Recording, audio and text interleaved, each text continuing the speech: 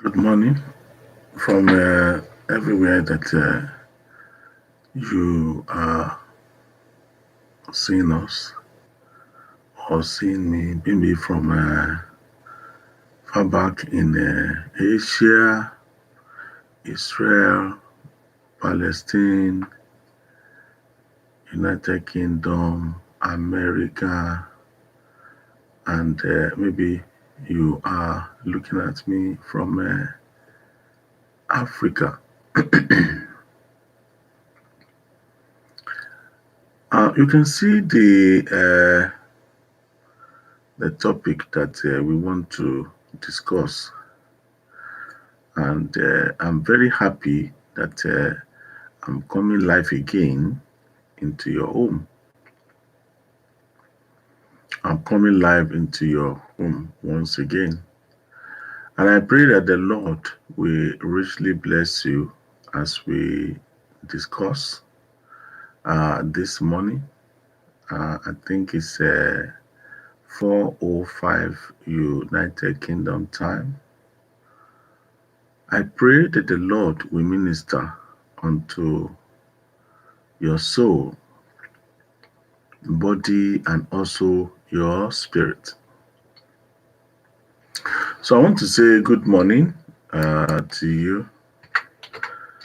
I want to say good morning to you. And also I want to say good afternoon to some of you that you are within your afternoon, and good evening to those people that are within the evening. It's just our common program, Healing the Nation. And when we talk about healing the nation, we are particular about our individual families. We are so particular about our communities, and also we are particular about our nation. What is it exactly that we want to achieve in our programs or getting out to you people? We want to achieve the common goal of praying for our individual families. We want to achieve our common goal of also praying for our communities and achieve our common goal of praying for our nation. And why is it that we need to pray for our individual family, communities, and nation? The reason why we have to intensify our prayers for our individual families and community and nation is because the devil is not happy about that individual families that is called, that unit that is called the family. The devil is not happy about that unit that is called the family.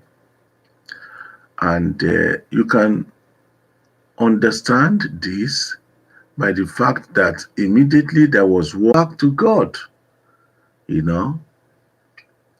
brethren, and that is where our nation we are today. Procrastination of fault is not my fault, it's our fault. It's not our fault, it is their fault, and then it is not me. And this is where we find our nation today because of all this not accepting and taking accountability for our fault. Our nations are bleeding.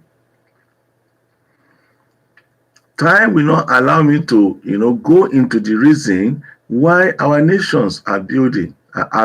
Sorry. Today, there is no employment for our young one.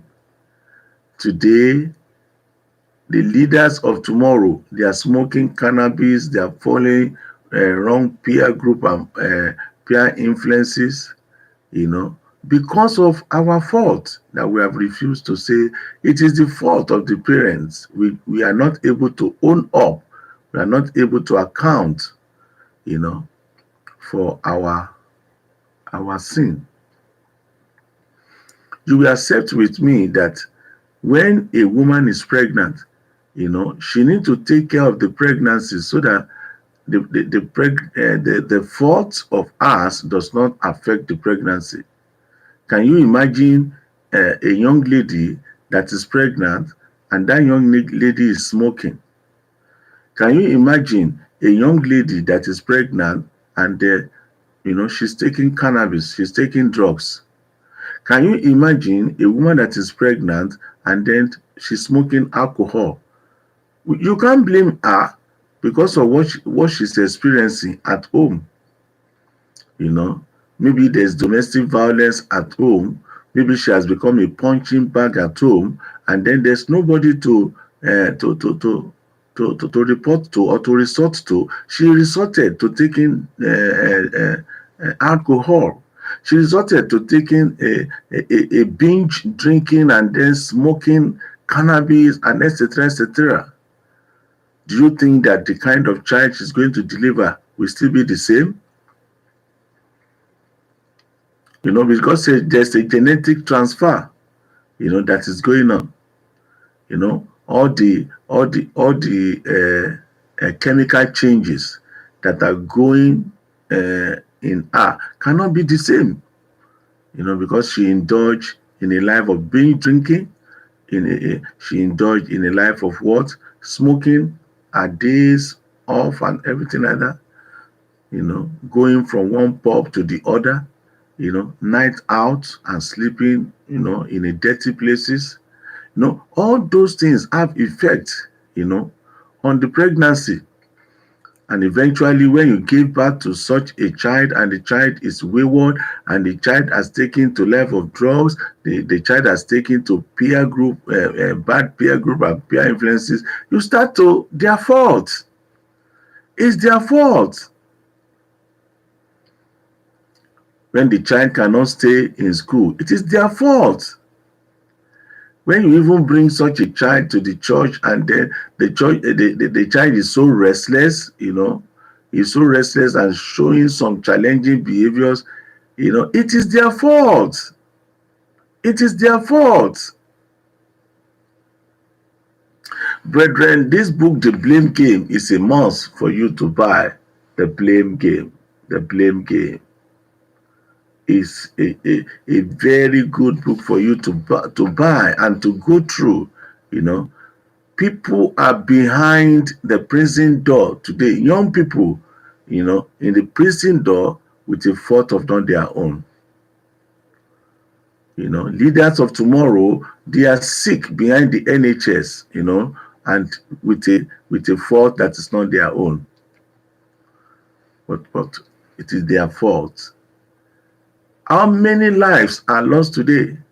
And brethren, time will not allow me to tell you that instead of placing them in their place of honor, the young people, instead of placing them having job and employment, today, these leaders of tomorrow, they are left with nothing but no hope. They don't have hope of today. They don't have hope of the future, because it appears to them that their future is already mortgaged. That is what is happening in all African countries for so many years, more than 100 years. This kind of people have been under one slavery or the other. For 100 years, they have been under one slavery or the other. And instead of them to get out of the hands of the slave master, it's as if the slave master now is enjoying the life of mortgaging the lives of the young people, and they continue to leave them in a position of being a slave. And now they are agitating that they have had enough. They are agitating that enough has to be enough at some point. These good people, young people, have been silent for so many years, and people at the ends of affairs, people like politicians, they keep on mortgaging the lives of these people, pushing their own personal fault to our fault and also to their fault. What belongs to them? Is there anything that ever belongs to them? They have taken everything that belongs to the young people. They have taken their job, they have taken their employment, they have taken their marriage, because the young people today, they are not even ready to marry any longer. And because of that, you see them in marriages that are not convenient.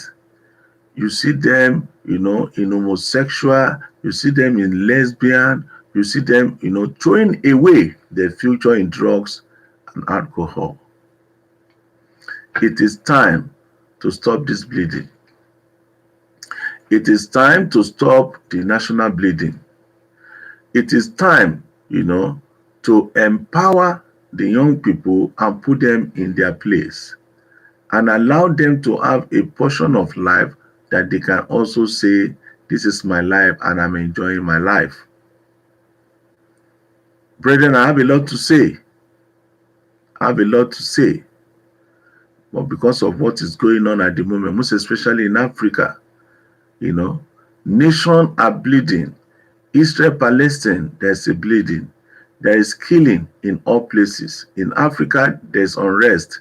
A lot is going on because lives of the young people cannot continue to be mortgaged. You can't mortgage the lives of people on a continuous basis. I was going to tell you that these young people, they are good people. They have been silent for quite a long time. They have been going and, from one place to the other. They travel all nations, all everywhere, working like a slave, working like a slave, because their foundation, one way or the other, has been disrupted. They travel around the globe